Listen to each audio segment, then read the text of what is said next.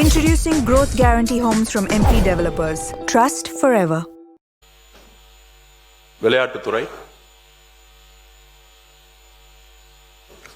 விளையாட்டுத்துறையுடைய மானிய கோரிக்கையான பதில். அனைத்து கட்சியினரும் சட்டமன்ற உறுப்பினர்களும் பல்வேறு கேள்விகளை எழுப்பினார்கள். அவையுடைய நேரத்தை கருதி நாளை இன்றைக்கே அதற்கான பதில் வந்துவிட்டது. ஒவ்வொருத்தருக்கும் கேள்விக்கான பதிலை அவர்களிடமே நாளைக்கு ஒப்படைப்போம். மானிய கோரிக்கை ஸ்போர்ட்ஸ் டிபார்ட்மெண்ட் பத்தி சில விளக்கங்களை நான் சொல்ல விரும்புறேன். விளையாட்டுதான் என்னுடைய மதம், என்னுடைய மொழி, என்னுடைய சாதி, என்னுடைய குடும்பம். SDAT sports development authority of Tamil Nadu புரட்சி தலைவி அம்மா அவர்களுடைய ஸ்கீம்ல திருச்சியிலிருந்து தேர்ந்தெடுக்கப்பட்ட 3 மாணவன்ல ஒரு விளையாட்டு வீரன் நான். நேரு ஸ்டேடியத்தில் ரூம் நம்பர் 5051 படித்து இந்த மாநிலத்துக்காக விளையாடிய ஒரு national player, basket ball player.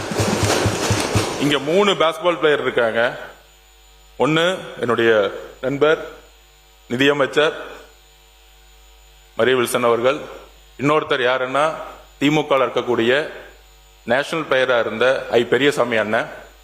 அது நிறைய பேருக்கு தெரியாது, அவர் இல்லை இந்த அவையில. நீங்க ஒரு ஸ்போர்ட்ஸ்மேன், சபாநாயகர் ஒரு ஸ்போர்ட்ஸ்மேன், செஸ் பிளேயர். இங்க இருக்கக்கூடிய பல்வேறு சட்டமன்ற உறுப்பினர்கள் விளையாட்டு உலகத்தில் இருந்து வந்தவர்கள். முதலில் ஒரு விளையாட்டு துறையிலிருந்து, அதுவும் SDAT மாணவனா இருந்து அதே நேரு ஸ்டேடியத்தில் ஒரு விளையாட்டு அமைச்சரா இன்னைக்கு வந்து அமர்ந்த அதற்கு உதவிய என்னுடைய முதலமைச்சர் அவர்களுக்கு நன்றியை தெரிவித்து, ஸ்போர்ட்ஸ் இந்த 100 வருஷத்துல நம்ம பொருளாதாரத்திலையும் கல்வியிலையும் முன்னேறி இருக்கிறோம். ஆனால் இன்றைக்கு இருக்கக்கூடிய நிலைமை, இந்த 100 வருஷத்துல இதுவரைக்கும் நம்ம ஒலிம்பிக் மெடல் எடுத்ததே கிடையாது. ஏன்னா அதுக்கான திட்டங்கள் இன்டர்நேஷனல் ஸ்டாண்டர்ட் லெவலில் நம்ம இருந்தது கிடையாது. பல்வேறு முயற்சிகளை செய்திருக்கோம். குறிப்பாக 1994 அம்மா அவர்கள் இன்டர்நேஷனல் ஸ்டாண்டர்ட் லெவல்ல அன்னைக்கு சாஃபா டோர்னமெண்ட் நடத்தினாங்க. அதை பேஸ் பண்ணி நேரு ஸ்டேடியமா இருக்கட்டும், வேளச்சேரியில ஸ்விம்மிங் கிரவுண்டா இருக்கட்டும், இன்டர்நேஷனல் ஸ்டாண்டர்ட்ல அப்பதான் கட்டினாங்க. அதுக்கப்புறம் இன்டர்நேஷனல் ஸ்டாண்டர்ட் லெவல்ல நம்ம இன்ஃப்ராஸ்ட்ரக்சர் உருவாக்கல ஸ்போர்ட்ஸ்ல. அப்ப நம்மளுடைய ஸ்போர்ட்ஸ் ஹாஸ்டல் இன்னும் ஒலிம்பிக்கான விளையாட்டு வீரர்களை உருவாக்குவதற்கான ஒரு பொருளாதார திட்டங்களை உருவாக்குனதில்லை. ஏன்னா ஸ்போர்ட்ஸ்ங்கிறது ஒரு ரொம்ப ரொம்ப காஸ்ட்லியான சப்ஜெக்ட். ஒரு ஷூ வாங்கினாலே கிட்டத்தட்ட 15,000 ரூபாய் ஆகும். ஒரு ட்ரெஸ் வாங்கணும்னா கிட்டத்தட்ட 15,000 ரூபாய் ஆகும்.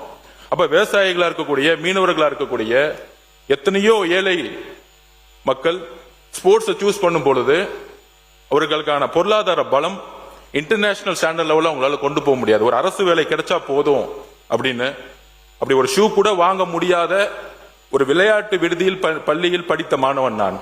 என்னுடைய கோச் தான் எனக்கு முதல் ஷூ வாங்கி கொடுத்தார். அந்த கோச்சுக்கு நான் நன்றி சொல்றேன். பொலிட்டிக்கல் சயின்ஸ் என்னுடைய கனவு படிக்கணும்னு, அப்ப நேரு ஸ்டேடியத்தில் எனக்கான அகாமடேஷன் கிடைச்ச பிறகு என்னுடைய கோச், அன்னைக்கு இருந்த மெம்பர் செக்ரட்டரி திரு டேவிதார் IAS நான் இன்னைக்கு நினைவு கொள்றேன். ரொம்ப நேர்மையான அதிகாரி.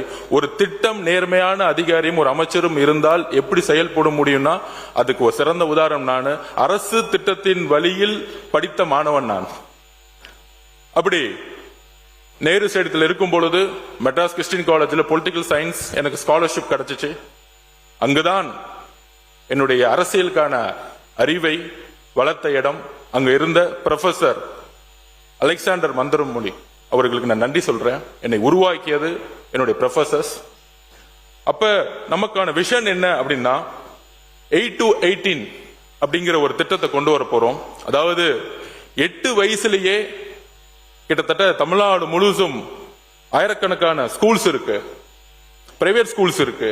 1 கோடிக்கு மேற்பட்ட மாணவர்கள் படிச்சிட்டு இருக்காங்க, மாணவிகள் படிச்சிட்டு இருக்காங்க. அதுல என்ன ஒரு விஷயம்னா 6000 பிசிக்கல் டீச்சர்ஸ் இருக்காங்க பிரைவேட் அண்ட் பப்ளிக் ஸ்கூல்ல. ஒரு மேக்ஸ் டீச்சர், ஒரு சயின்ஸ் டீச்சர், இவங்களுக்கெல்லாம் ஒரு டார்கெட் வைப்பாங்க, ரொம்ப ஸ்ட்ரிக்டா இருப்பாங்க. ஆனா என்னோட எக்ஸ்பீரியன்ஸ்லயே ஒரு பிசிக்கல் டீச்சருக்கு ஒரு குறிக்கோள் வச்சது கிடையாது. சைக்கிள் ஸ்டாண்ட் எடுத்துக்க வைக்கிறதுக்கும், டிசிப்ளின் பாக்குறதுக்கும், ஹேர் கட்டிங் பண்றதுக்கு தான் இருந்திருக்கு. ஆனால் ஒரு பிசிக்கல் டீச்சர் நினைச்சா ஒரு ஒலிம்பிக் பிளேயரை உருவாக்க முடியும். அதுக்கான சிலபஸை உருவாக்கணும். தான் மாண்புமிகு முதலமைச்சர் கிட்ட நாங்க கோரிக்கை வச்சு எஜுகேஷன் மினிஸ்டரோட மீட் பண்ணோம். அதுக்கு தான் டேலண்ட் ரிசர்ச் விங் TRW ஒன்னு உருவாக்குறோம். அந்த TRW இந்த 1 கோடி ஸ்டூடெண்ட்ஸ்ல பெஸ்ட் ஸ்டூடெண்ட்ஸை எடுத்து வந்து தமிழ்நாட்டில் இன்னைக்கு ஹாஸ்டல், ஸ்போர்ட்ஸ் ஹாஸ்டல் பாத்தீங்கன்னா 15, 16, 22 ஹாஸ்டல் தான் இருக்கும். 38 மாவட்டங்களிலும் ஸ்போர்ட்ஸ் ஹாஸ்டல் உருவாக்கப்பட வேண்டும் இந்த வருஷத்திலேயே.